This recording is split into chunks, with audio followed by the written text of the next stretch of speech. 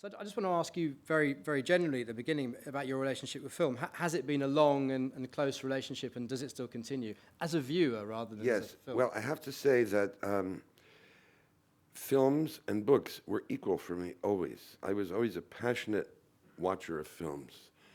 And as I got older, because growing up in New Jersey in the 50s, there wasn't a lot of access to things. But bit by bit, as I got older, I was exposed to much that was going on all around the world. And I was a young person during the glory days of world cinema, really. You know, the days of the Nouvelle Vague, Truffaut and Godard and the whole gang. And, you know, every week there was either a Bergman film or a Kurosawa film coming out. And it was just as important as books and poems and novels. I even seriously entertained the idea of becoming a filmmaker when I was about 19 or 20, and thought about going to film school.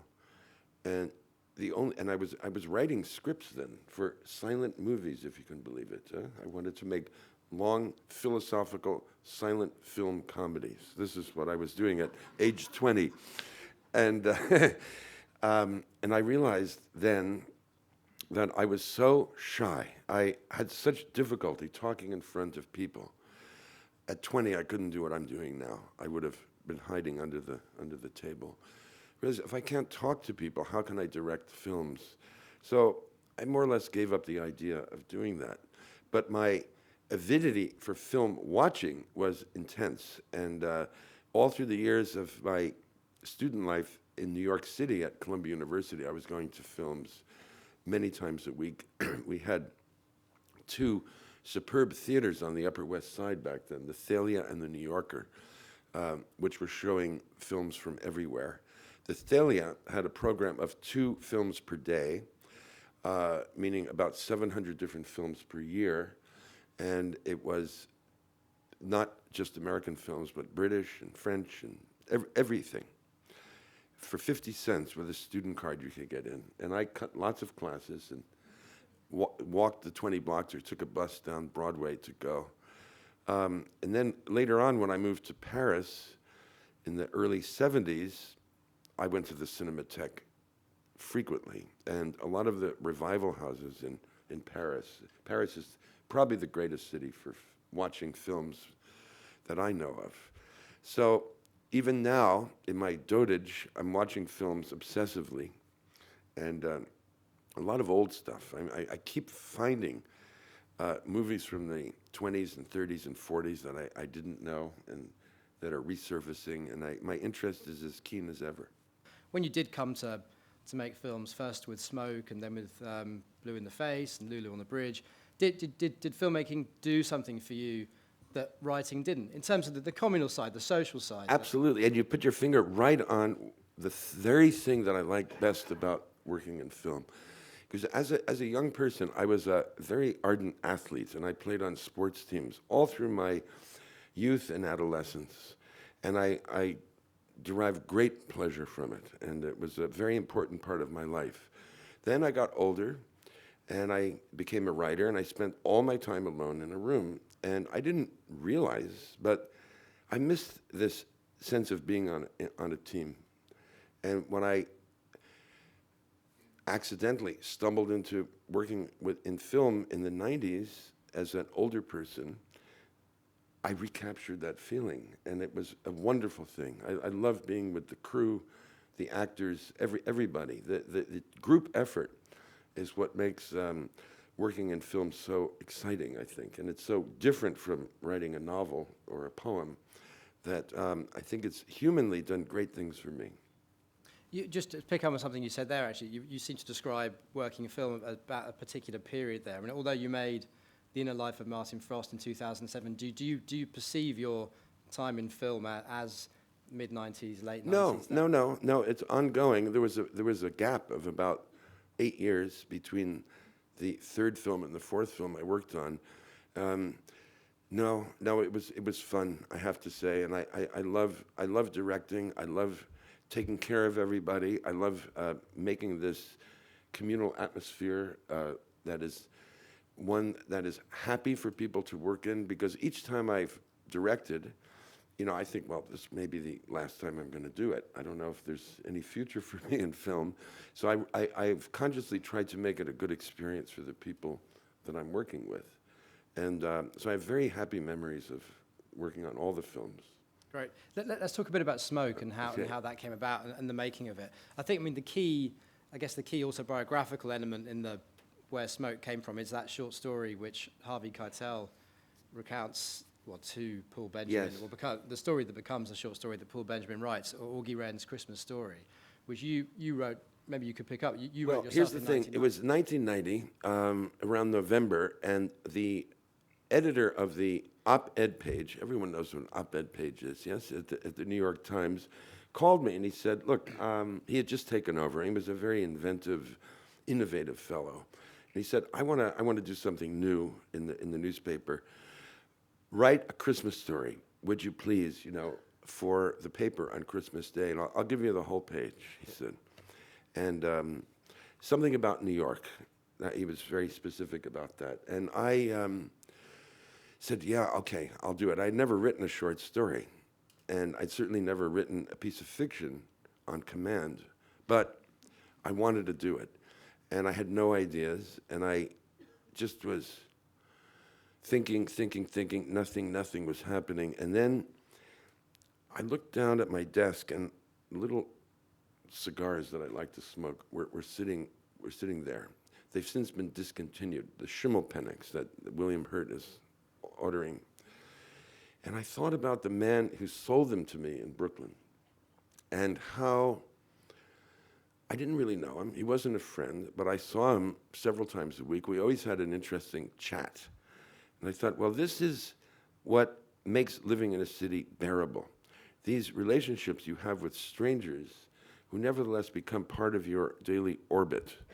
And without those human contacts, it would be a very bleak and lonely place to be, New York. And so that's where the story came out of, thinking about this man. And so I wrote the story. Everybody was happy with it. And Wayne Wang, someone I didn't know, a filmmaker who lives in San Francisco, read the story on Christmas Day and contacted me a couple of months later and said, I've been thinking about this story. I think it could be a film. And I knew his work. I'd seen a couple of the films. I thought he was a very good director. I said, fine, go ahead and do it. And at that point, I wasn't going to be involved at all. Wayne came to New York. We met. We wandered around Brooklyn. I pointed out the places where the story had taken place and said, well, these are the spots. We just started in a very loose way discussing how it could be expanded into a full feature-length film story. And then he went back to San Francisco. He got a screenwriter to start working on it. And some months later, I got a treatment in the mail, and I read it through, and I thought it was okay, but I didn't think it was great.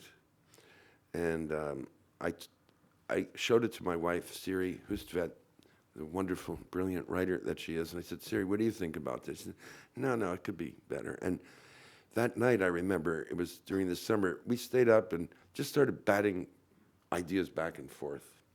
And so we came up with something that seemed better. And I called Wayne the next day and said, what about this instead of that? And he said, I like that. Good.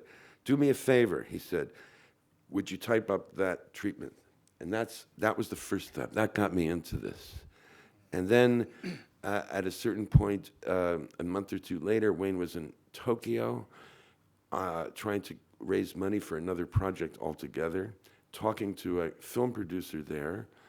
And he said, oh, by the way, I have this treatment by Auster in my bag. And the man happened to be a big reader of my books. He said, you get Auster to write the script, I'll back the movie.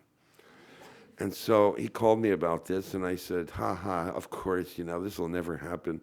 But lo and behold, they found a partner, American partner, and so I was morally obligated to start writing the script, and which I did, and I worked on it intermittently.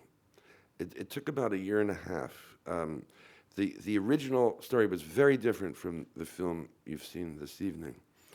I'd work on a draft. Wayne was working on films. I was working on novel, and we'd get together, and we'd go over it. He was a very good reader, very sensitive interlocutor in the whole process.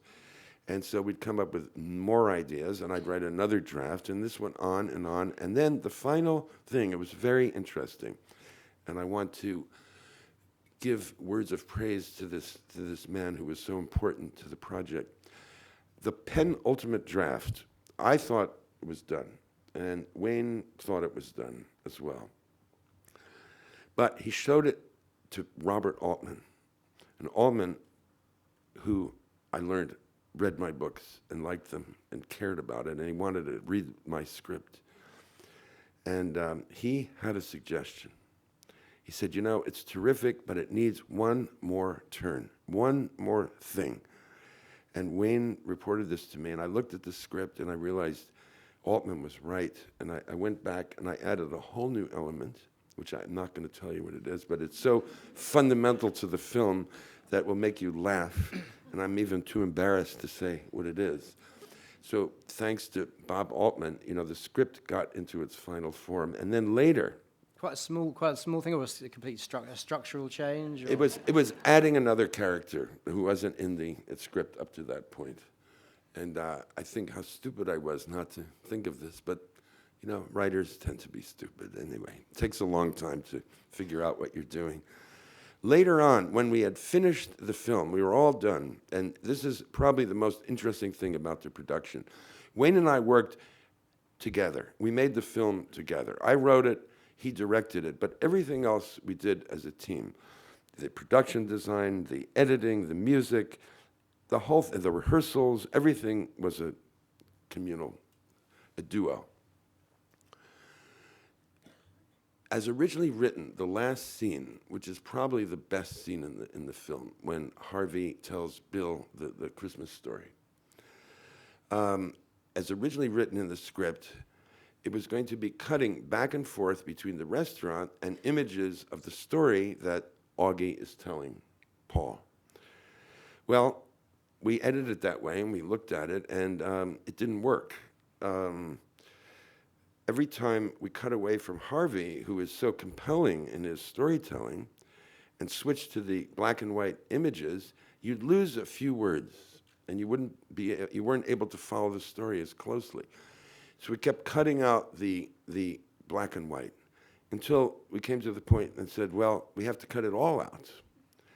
And Wayne said, well, that's it. We're not going to use the black and white footage. And I said, it's just, I feel really depressed because I love it. And here I am, the man of words, fighting for the images. He's the man of images, fighting for the words. And I remember leaving the Brill building in New York where we were editing and getting onto the subway platform and an idea.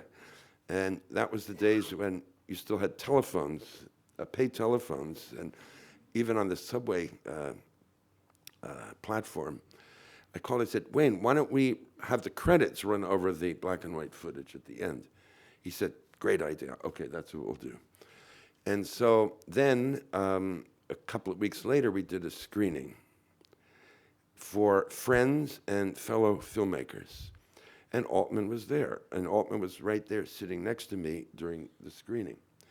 And so Wayne got up. We hadn't done the credits yet. And he said, well, at the end, when you see the black and white footage, that's when the credits will be crawling up over that.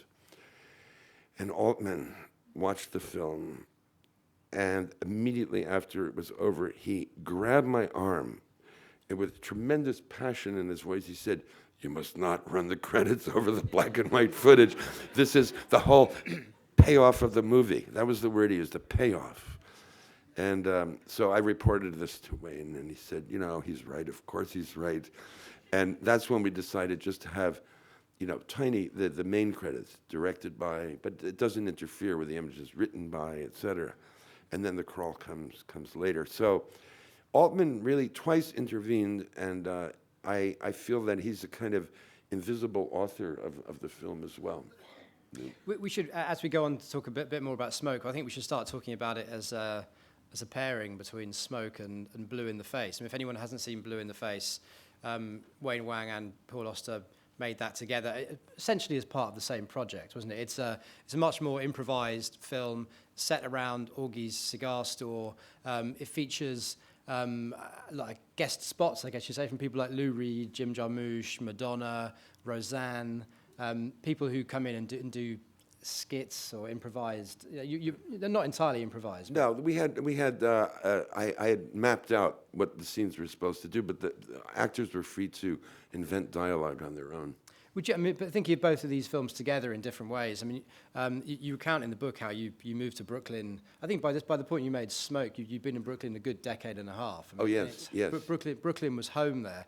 Were these two films a chance for you, as someone who lived in Brooklyn, presumably loved Brooklyn, to express your love for the place, your admiration for the place, your frustrations for the place? I mean, it was aside from everything else. I mean, these are your Brooklyn films. I have to say too that the Christmas Story in the newspaper was one thing, but when Wayne contacted me and wanted me to work with him, I looked at his films and I consciously tried to write a story that would be compatible with his talents. You see. It's a very subtle thing. I think without Wayne's presence, I wouldn't have written the film that I did, and because it's probably the lightest thing I've ever done, in some way. But I was consciously trying to make something that he would do really well, and not take him into another zone that he wouldn't be able to handle well. Anyway, the way Blue in the Face came about was this. We did a lot of rehearsing, which is unusual for films, especially in America. And one day we had Harvey Keitel in with the three men who hang around the cigar store. I call them the OTB men. OTB in New York is off-track betting. There are these horse racing betting parlors around the city. And they said, can we improvise, just to warm up and get used to our characters and so on? And, we said, fine, go ahead. And what the four of them was doing was so funny that Wayne said, when we're finished with Smoke, we should just get the four of you back into the cigar store for a day or two and just film and see what happens. And maybe something really good could emerge from this. And so we mentioned this to our producer, Peter Newman. And Peter got excited about the idea, and suddenly the second film was born, or the idea of it. So while we were working on Smoke, I was cooking up skits for this other film. And Wayne and I would go to watch the dailies every night of Smoke, and then in the back seat of the car as we were driving home, we would bat back and forth ideas for Blue in the Face. And so it got whipped up in that way. And while he was directing, I was going around the city talking to different actors about the bits in the second film. So we shot it for 3 days, immediately after the end of Smoke, and then finally had an assemblage in mid-October and showed it to Harvey Weinstein, our executive producer. And he said, that's great work, boys, for 3 days. But think how much better it could be if you had 3 more days. And so we went right into action again and whipped up that we had to rebuild the cigar store again and everything. And we did it. We shot 3 more days. And Wayne was sick during the first round of shooting. He collapsed after the end of Smoke. It was broiling heat in New York, 100-degree weather. And so that's how I became director. I was just thrown into it. And my first scene, the first take of the first scene, it's actually hilarious when I think about it now. It was the scene with Michael J. Fox and Giancarlo Esposito and Jared Harris sitting outside the store. So they had done a very good job. I liked what they had done. And so when I thought we were finished, I just did that, thinking that would stop the cameraman from rolling the camera. Well, of course, no one knew what I was doing. And the assistant director was standing behind me, and he started poking me in the back. And he said, say it. I said, all right, I have to say it, huh? He said, say it. I said, cut. Suddenly everything stopped. It was a wonderful moment. And then I learned how to say cut. And also action, all the things you need to do. I mean, you So were saying, on-the-job training.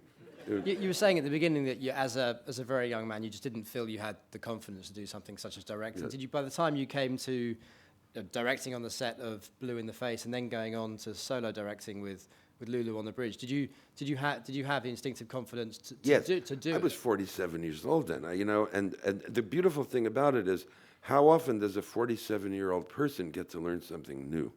So it's a great adventure for me getting into the world of film at that point in my life.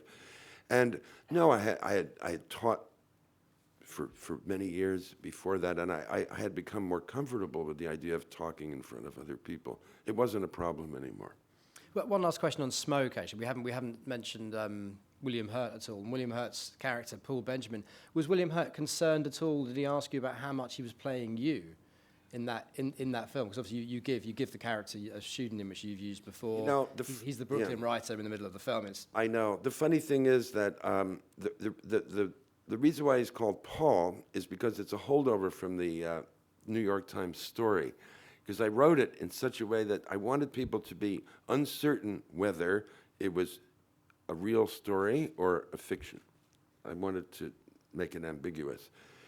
And without thinking about it, I kept the name Paul.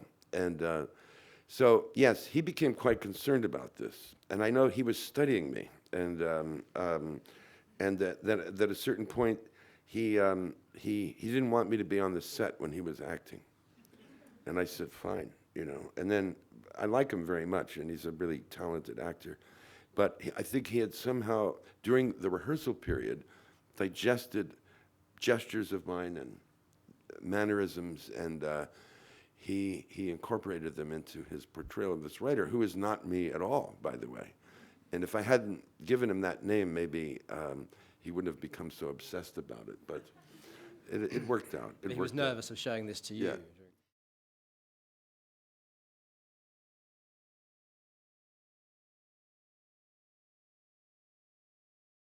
It's this, what I would call cinematic humanism, where you are not cutting fast, which to me is the language of advertising, and I don't like it. It's slow, give people a chance to unfold on the screen before you, to present themselves in the fullness of their humanity. And that's what we were trying to do. Wayne had, I think, a very intelligent scheme, which was early in the film, and it's hard to notice this, most of the film was shot in wide shots and in masters, and there were quite a few people in the frame at a time. And then as the story develops and you get to know the characters better and you feel a more intimate relation with them, the camera starts to move in on them. And so by the very end, and I think it's probably the most ingenious thing he did in the film, when Harvey Keitel is telling the story at the end, the camera has sort of established its closest distance. And then there, as the story is coming to an end, the camera is as if it's breaking through a brick wall, and it's just smashing through all that, and then it's going right up into Harvey's face, up, and then into his mouth, where the story is coming out of. I know it's not a big cinematic trick, but I think emotionally it's very rewarding and correct aesthetically, and so that's the kind of thing we were talking about as we made the film.